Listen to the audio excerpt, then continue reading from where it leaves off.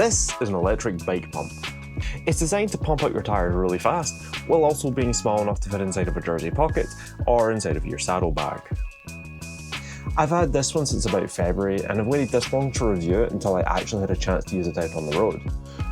But recently, I've had the misfortune of having to use it twice. Not the misfortune of using the pump, the misfortune of having a flat tyre out on the road. Alright, let's talk about what it is, what it's actually like to use, what I like and what I dislike about it, and if I would actually recommend one. Welcome to Odd Rides. Okay, so the pump I got was called the Cycplus AS2 Pro Max. Rolls right off the tongue, I know. I got it off of Amazon for about £110, and I got it to replace my mini pump, which was a Turbo Morph G from Topeak. If you need a wide change from a standard mini pump, fixing tyres in the winter when your hands are numb with this was not fun. Not fun at all. So I wanted to get something that would be a lot quicker than this, and frankly, a lot easier. So the requirements I had for a mini pump was that it had to be really easy to use. It had to be able to go up to a high max pressure, so the gator skins, which I was running at the time, went up to about 90. That's what they were recommended to be, which is rather intense, but it needs to be able to handle that. And it needs to be able to do tyres at least 4 times off of one charge. That is an arbitrary number that I pulled out of thin air. I based it off of how many times I've had to fix a puncture in one ride. Yeah, that wasn't a fun ride. There are quite a few brands out there which do pumps like these days, like Muck-Off do their own. I think Topeak also have their own. But I decided to go with Cycplus because, at least on paper, they met the specs that I required. I just realised that's in the shop, while also being at my price point. There's currently a lot in Cycplus's lineup, so you really need to be careful which one you choose. This is their current top tier offering and can inflate my tyres up to 4 or 5 times. 700C, 28mm, and it can go up to 120 PSI.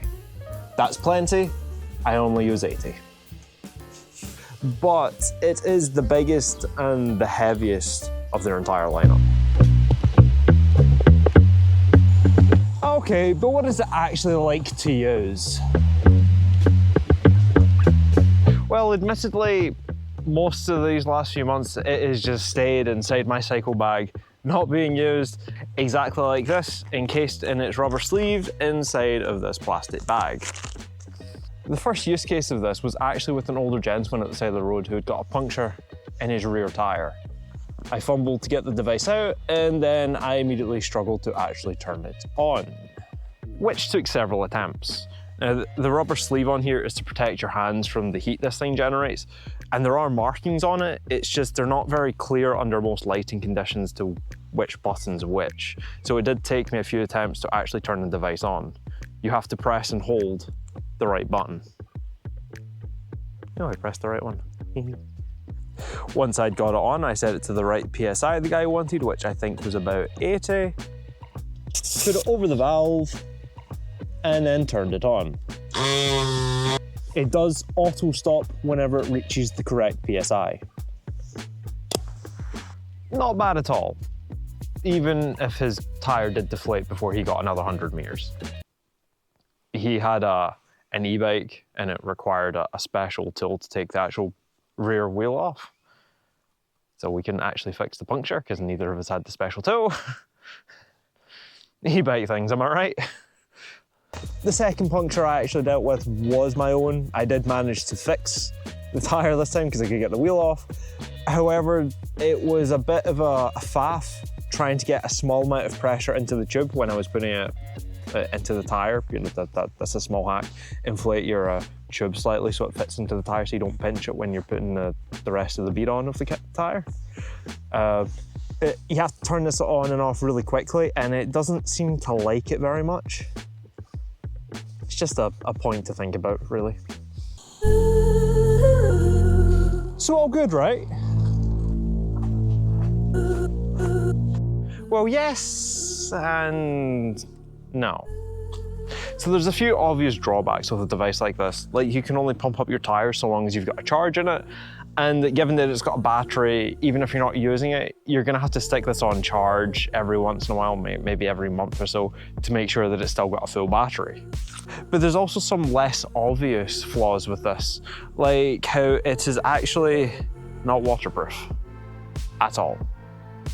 They provide this plastic bag that you're actually advised to store it in to keep it safe from the rain, but it does bring up the question of, would this still be a good idea if it was pouring with rain and you were out and you had to pump up your tires? That's not something I've tested yet. I'm a little afraid to, if I'm honest. It is electronic, so it's not actually a huge surprise there, it's just a little bit annoying. The second obvious drawback is that this actually gets rather hot when it's operating, which is why I'm keeping it inside of its silicone sleeve. That just comes straight off, by the way. It's not too much of a problem unless you have a resin valve head for like your inner tube, or I don't know if they make resin ones for tubeless. So if you actually put this directly on, you can end up melting the top of it, which is very far from being ideal. However, they do provide you with a hose kit for this. So they do provide this little hose kit, and it screws in quite easily onto the actual body. I can't do this now. So it will actually isolate the heat from your rim, so solves that problem. But it does tend to stick out quite a bit and make it a bit more bulky, so I tend to just not leave it on there. These are actually handy if you're using a valve head that doesn't stick out too far out of your rim. Maybe you've just got a new set of rims and you've got like an old inner tube that you're using. You might be able to screw it on with this, so even if you don't have like a plastic head, it's actually kind of handy just to keep on you. Another drawback that I actually mentioned before, but I'll mention it again, is that it can be actually difficult to remember and to tell which one of these is the power button to turn it on and off. You have to press and hold, and if you're doing the wrong button, then you're wasting your time basically. It's got markings on the rubber here, but you won't be able to read this in most lights. I really don't understand why they didn't just make like the power button a different shape, maybe like a square or something, so it stands out more. I honestly don't know. And the final downside of having one of these is the noise. I hope I didn't blow out anyone's ears doing that. So these things are far from the quietest things on the planet. I'm not sure if I would want to use this around a lot of people or in a built-up area, especially at night. Like, I would not be happy if someone woke me up with one of these. It's not a huge issue for me personally because I'm quite rural, but that's something maybe to consider. On the positive side, this thing works incredibly fast. It can get my tires up to 80 PSI in about 30 seconds. That's about a couple of minutes shorter than what I would be doing with a normal hand pump. It's fast to charge, so I think to get to like a full charge on this, it takes about an hour. It's really easy to use once you remember which button it is to turn on. You just put it on the thing and you set it to the PSI you want, and it does have a memory, so like you don't have to keep programming it in every time, and you just turn it on. It is actually a really nice bit of kit. It's also quite light when you think about it, so it needs a battery in it obviously to use this, so it can't be as light as say an actual mini pump, but it's not heavy at all. Honestly, when it's sitting in my saddlebag or my back pocket, like I genuinely forget it's there.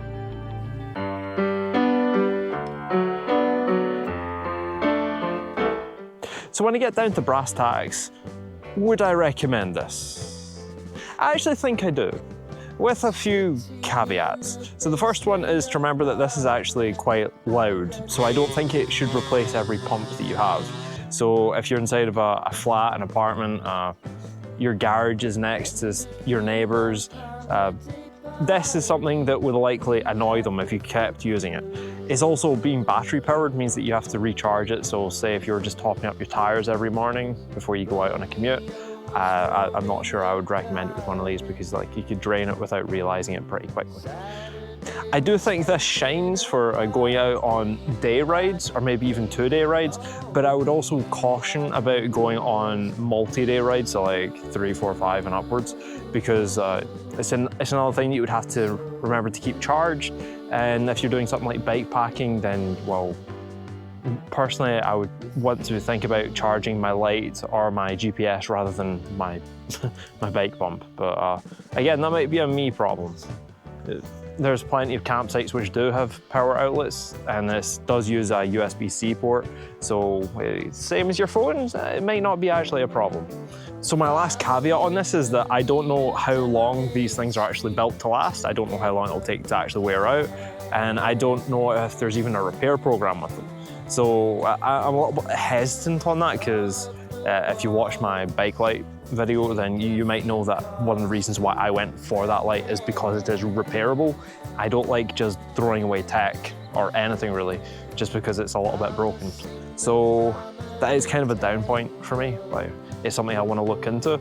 If I find out that it's not repairable, maybe further down the line, I've only had this a few months, but if it breaks and I can get it repaired or I can't, I will put an update below in the comments as a pinned comment, or I'll maybe make a dedicated video on getting it repaired. Who knows? Only time will tell. Really though, if you're just going out for doing the odd rides, or like me doing a longer ride on today, like today's ride's gonna be like 5-6 hours, then this thing's ideal. You just pack it away and you forget about it. It's just there when you need it. As long as you're not getting like more than 4 punctures, that is. But you know. All right, well, thanks for watching. I'm gonna go contemplate why I'm wearing a rain jacket on such a bright sunny day. If you enjoyed this video, you might enjoy the one I did about my light a few weeks ago, so I'll put that as the end card. Yeah, I've been Claude, you've been watching Odd Rides, and I'll see you all in the next video. Okay, bye-bye.